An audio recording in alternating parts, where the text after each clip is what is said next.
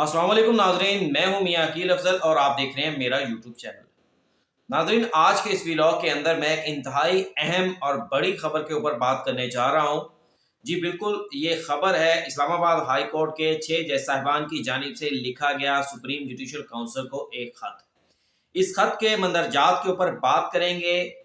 ये तमाम वाक़यात जो इस खत के अंदर लिखे गए हैं वो उसके बारे में आपको आगाह करूंगा। वो वाक़यात कब के हैं ये भी आपको बताऊंगा और इसके साथ साथ ये 6 जज साहिबान ने ये तमाम वाक़यात के ऊपर पहले क्यों खड़े नहीं हुए और आज इन वाक़यात के ऊपर क्यों इन जज साहिबान ने फैसला किया है कि वो डट कर खड़े होंगे या अब मुकाबला करने का फैसला किया है। इस हवाले से तफसीलात भी आपके साथ शेयर करूंगा। तो नाज़रीन, इससे पहले कि मैं अपने वीलॉग का बाकायदा आगाज़ करूं, आपसे दरख्वास्त है कि फ़ौरी तौर पर इस हवाले से मेरा यूट्यूब चैनल को सब्सक्राइब कर दें और इसके साथ साथ बेल आइकॉन के बटन को प्रेस कर दें ताकि मेरी तरफ से बनने वाली तमाम वीडियोस फ़ौरी तौर पर आप तक पहुंच सकें। अब नाज़रीन, बाकायदा वीलॉग का आगाज़ करते हैं। इस्लामाबाद हाई कोर्ट के 6 जज साहिबान की जानिब से चीफ जस्टिस ऑफ पाकिस्तान और सुप्रीम जुडिशल काउंसिल को एक ख़त लिखा गया है। इन 6 जज साहिबान में justice Mohsin Akhtar Kayani, justice Tariq Jahangiri, justice Sardar Ijaz Ishaq, justice Babar Sattar, justice Arbab Mohammad Tahir और जस्टिस सुमन रिफत शामिल हैं। नाज़रीन, इन 6 जज साहिबान ने अपने ख़त के अंदर 2013 में रूनमा होने वाले कुछ वाक़यात का जिक्र किया है और कहा है कि उन वाक़यात की वजह से अदलिया की आज़ादी मुतासिर हो रही है। मसलन वो वाक़यात क्या हैं? सबसे पहले मैं इस ख़त के मंदरजात के बारे में आपको बताता हूँ। इस ख़त के अंदर जिक्र किया गया है कि मुल्क के कुछ इदारों की जानिब से, ख़ासकर जिसके अंदर कुछ एग्जेक्टिव्स का भी जिक्र किया गया है कि एग्जेक्टिव्स और मुल्क के इदारों की जानिब से मुसलसल अदालतों के ऊपर दबाव डाला जा रहा है और उस दबाव की वजह से कोशिश ये की जा रही है कि उनके मनपसंद फैसले जो हैं वो लिए जाए। अब इस खत के अंदर कहा गया है, जो सबसे पहला वाक़या बयान किया गया है वो वाक़या है कि जनाब इमरान खान के हवाले से, जब उनके इद्दत के निकाह के हवाले से सबसे पहला 3 रुकनी बेंच ने, इस्लामाबाद हाई कोर्ट के बेंच ने फैसला महफूज किया और इस हवाले से 19 अप्रैल 2023 को बेंच में शामिल 2 जज साहिबान ने अपनी राय दी और इस मुकदमे को गैर नाकाबिले समाअत करार दिया। तो उसके बाद उन जज साहिबान को हरासमेंट करने का, यानी उनको हरासा करने का और जो धमकियाँ देने का सिलसिला था वो शुरू हो गया। यहाँ से इन वाक़यात का बाकायदा ये आगाज़ करते हैं। फिर ये भी कहा गया है कि इस वाक़े के बारे में इस्लामाबाद हाई कोर्ट के चीफ जस्टिस और उस वक्त के chief justice of Pakistan Umar Ata Bandial साहब को भी बताया गया। फिर ये कहा गया कि मई 2023 के अंदर एक इस्लामाबाद हाई कोर्ट के एक जज के एक ब्रदर इन लॉ को जो है वो उठा लिया गया और उसके ऊपर तशद्दुद किया गया, उसको बिजली के झटके दिए गए और उसके बाद उससे एक जज के खिलाफ बयान दिलवाया गया ज़बरदस्ती। और फिर उस जज के खिलाफ सुप्रीम जुडिशल काउंसिल में एक रेफरेंस भिजवाया गया और उस रेफरेंस की बुनियाद के ऊपर दोबारा उस जज के ऊपर दबाव डाला गया। मजीद इस खत के ऊपर अंदर कहा गया है कि 3 मई 2023 को जब मॉनिटरिंग जज इस्लामाबाद हाई कोर्ट ने लाहौर के मातहत अदलिया के जजेस का जब विज़िट किया तो एडिशनल सेशन जज ने इसी तरह इदारों की जानिब से कुछ इदारों का नाम लेते हुए उनके ऊपर ये इल्ज़ाम लगाया कि जनाब उनको हरासा किया जा रहा है, उनको धमकाया जा रहा है और इस हवाले से उनके घर के ऊपर एक कोई क्रैकर जो है वो भी फेंका गया। फिर इस मामले के ऊपर ख़त में बताया गया है कि chief justice Islamabad high court को इस्लामाबाद हाई कोर्ट के मुख्तलिफ जज साहिबान की मौजूदगी में इस वाक़े को डिस्कस किया गया, क्रैकर फेंकने के वाक़े को। फिर उसके बाद वो जज साहब क्योंकि पंजाब से थे, उन जज साहब के को बुलाकर इस मामले के ऊपर जो है उनसे जांच पड़ताल की गई। फिर उसके बाद उन्हें ओएसडी कर दिया गया, फिर उसके बाद उन्हें पंजाब में भिजवा दिया गया। अब इस मामले में मजीद कहा गया है इस खत के अंदर कि 10 मई 2023 को इस वाक़े के ऊपर भी चीफ जस्टिस को ख़त लिखा गया और उनसे जो chief justice Islamabad high court थे उन्हें ख़त लिखा गया इन जज साहिबान की जानिब से और कहा गया कि इस मामले के ऊपर एक तौहीन अदालत की कार्रवाई का आगाज़ कर दिया जाए।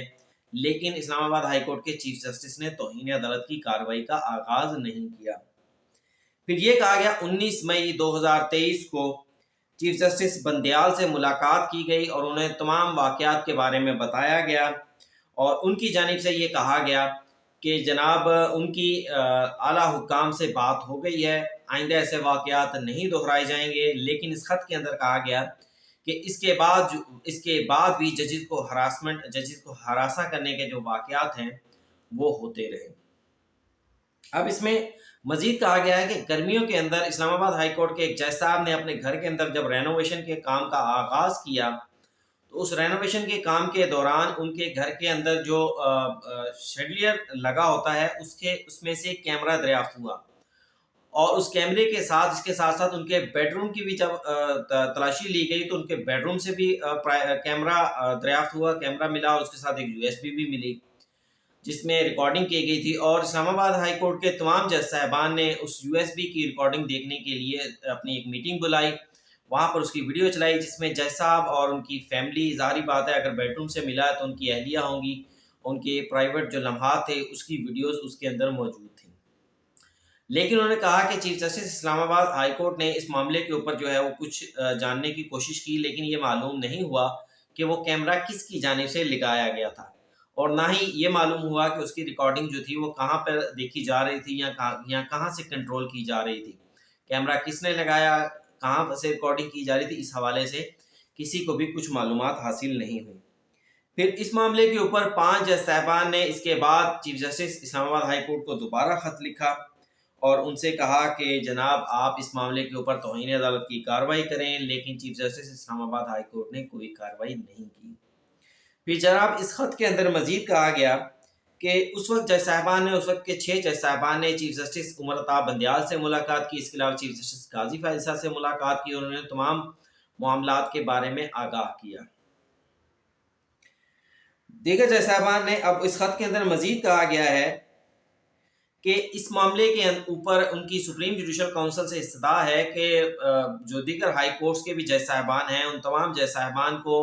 और सुप्रीम कोर्ट के जज साहिबान जो हैं वो मिलकर बैठें और एक इजलास या कन्वेंशन तलब करें जिसमें तमाम जज साहिबान इन वाक़यात का बैठ कर हल निकालें। और ये भी कहा गया है कि कोड ऑफ कंडक्ट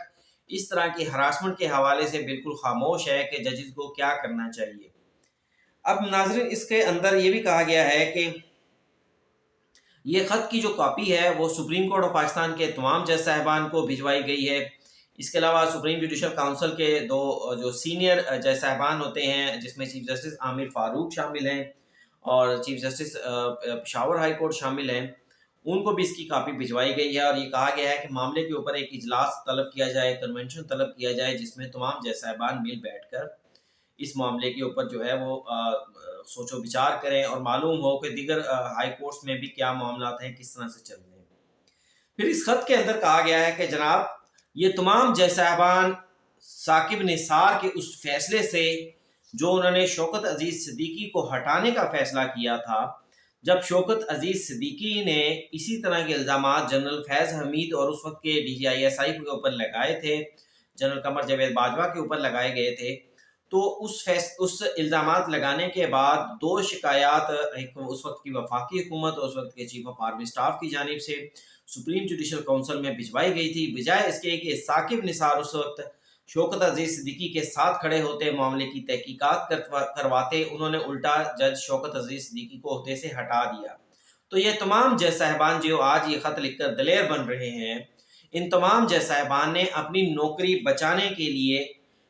4 साल 2018 में, क्योंकि शौकत अजीज़ सिद्दीकी को 11/10/2018 को काउंसिल ने हटाया था, तो तकरीबन 4-5 साल ये जज साहिबान डरे हुए, सहमे हुए, अपनी नौकरियां बचाते हुए जो है वो बैठे रहे। किसी भी जज साहब में इतनी हिम्मत नहीं हुई कि वो जस्टिस शौकत अजीज़ सिद्दीकी की तरह खड़े होकर ऐलान कर सके कि उनके ऊपर ये दबाव है। फिर जब चीफ जस्टिस काजी फायज़ ने एक दलेराना फैसला दिया और दलेराना फैसले के अंदर ये करार दिया कि जस्टिस शौकत सिद्दीकी के खिलाफ जो सुप्रीम जुडिशल काउंसिल ने फैसला दिया था वो फैसला आइन और कानून से मुसादम था। जज साहब के इल्ज़ामात के ऊपर इंक्वायरी होनी चाहिए थी और उस फैसले के बाद इन जज साहिबान का कहना है कि जनाब इनकी भी जान में जान आई और इनमें भी कुछ हौसला आ गया, जिसकी वजह से अब ये शिकायत बाकायदा सुप्रीम जुडिशल काउंसिल को एक खत के ज़रिए कर रहे हैं। अब नाज़रीन सवाल ये पैदा होता है कि ये तमाम जज साहिबान आज तो बहुत दलेर बन रहे हैं, लेकिन 2018 में तकरीबन इनमें से अक्सरियत मौजूद थी, कोई एक आधा जज होगा जो शायद ना हो, तो उस वक्त ये लोग क्यों खामोश रहे? शौकत अजीज सिद्दीकी के साथ क्यों ये जज साहिबान ना खड़े हुए? मैं आपको बताता हूं कि ये जज साहिबान उस वक्त इसलिए नहीं खड़े हुए क्योंकि इन्हें अपनी नौकरियां अजीज थी। शौकत अजीज सिद्दीकी साहब ने ऐलान किया, नौकरी से फारिग हो गए और इनको नौकरियां अजीज थी, इन्होंने नौकरियां की, अपनी 6 साल अपनी नौकरियां एंजॉय की। तो ऐसे जज साहिबान जिनको अपनी नौकरियां अजीज हों, जो हक के लिए खड़े नहीं हो सकते, जो सिर्फ तनख्वाहें के लिए और मराद के लिए जजेस के ओहदों के साथ चिमटे रहें, इखलाकी तौर के ऊपर, असूली तौर के ऊपर इन 6 जज साहिबान को इसी मामले के ऊपर इस्तीफा दे देना चाहिए कि आप लोग क्यों पहले खड़े नहीं हुए शौकत अजीज सिद्दीकी के खिलाफ। आप हक पर थे, आप में हौसला होना चाहिए था, आप जज साहिबान की सीट के ऊपर थे तो आपको शौकत अजीज सिद्दीकी के साथ खड़े होना चाहिए था। ये खत आपको उस वक्त साकिब निसार को लिखना चाहिए था, जो उस वक्त जो था वो मालिक कुल बने बैठे थे, जिन्होंने उस वक्त हुकूमतों भी गिरवाई अपनी निगरानी में, जिन्होंने उस वक्त अदालतों को भी प्रेशराइज किया और ये साबित कर दिया कि जस्टिस शौकत अजीज सिद्दीकी को हटाने का जो फैसला था साकिब निसार का, उसकी वजह से अदालतों के ऊपर दबाव आ गया, जजेस डर गए। साकिब निसार साहब का इस मामले में अहम किरदार था। फिर ये जितने वाकयात मैंने आपके सामने गिनवाए हैं 2013 के वाकयात हैं। 2013 मार्च, अप्रैल और मई, ये 3 महीने बताए जा रहे हैं। उस वक्त chief justice of Pakistan Umar Ata Bandial थे।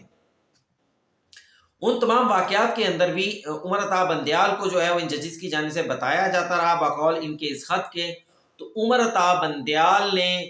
इन जज साहिबान के इस खतूत के ऊपर कोई कार्रवाई नहीं की, वो भी खुद भी वो डरे सहमे बैठे रहे।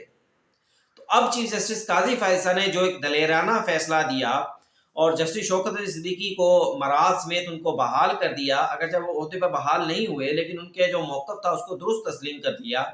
तो उसके बाद इन जज साहिबान का कहना है कि जनाब हमारी भी जान में जान आ गई और हम अब इसलिए ये मामला आपके नोटिस में ला रहे हैं।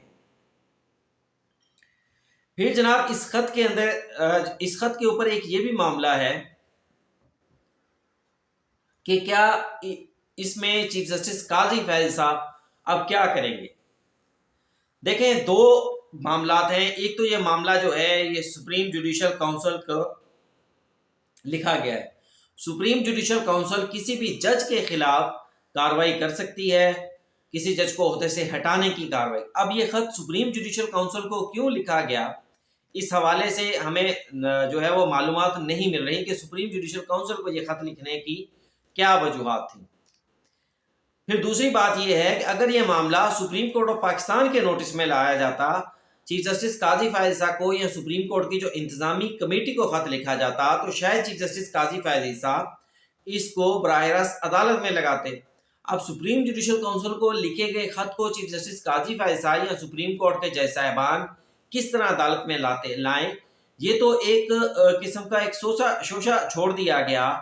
और इसके ना सर रखा गया ना पाँव रखा गया। इन जज साहिबान में यही भी नहीं सोचा कि आया चीफ जस्टिस और काजी फैज़ल साहब जो काउंसिल को लिखे गए खत हैं उसको अदालत के अंदर समाअत के लिए मुकर्रर नहीं कर सकते। तो ये खत मेरी नज़र के अंदर एक मुबहिम खत है, एक कोशिश की गई है मौजूदा सेटअप को बदनाम करने की, ताकि इस सेटअप के खिलाफ, इस सेटअप में जो है मुख्तलिफ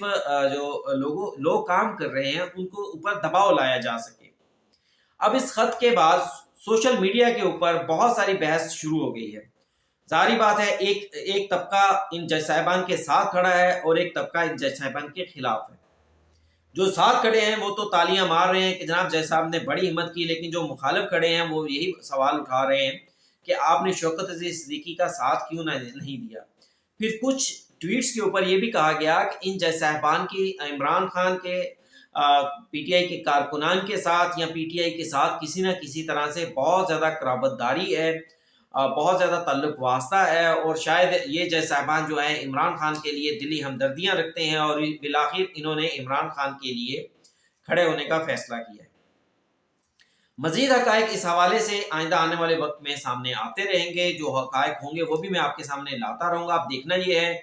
कि इस ख़त के ऊपर कोई कार्रवाई होती है या नहीं होती, लेकिन मैंने आपको बता दिया है कि मुझे इस ख़त के ऊपर कोई कार्रवाई होती नज़र नहीं आती, क्योंकि ये काउंसिल को ख़त लिखा गया है। तो इसके साथ-साथ अब इसके बाद आज के लिए इतना ही। व्लॉग कैसा लगा मुझे दीजिए इजाज़त। अगर व्लॉग आपको अच्छा लगा हो तो इसको लाइक कीजिएगा, चैनल को सब्सक्राइब कीजिएगा और शेयर करना बिल्कुल मत भूलिएगा। इजाज़त दीजिए। अल्लाह हाफ़िज़।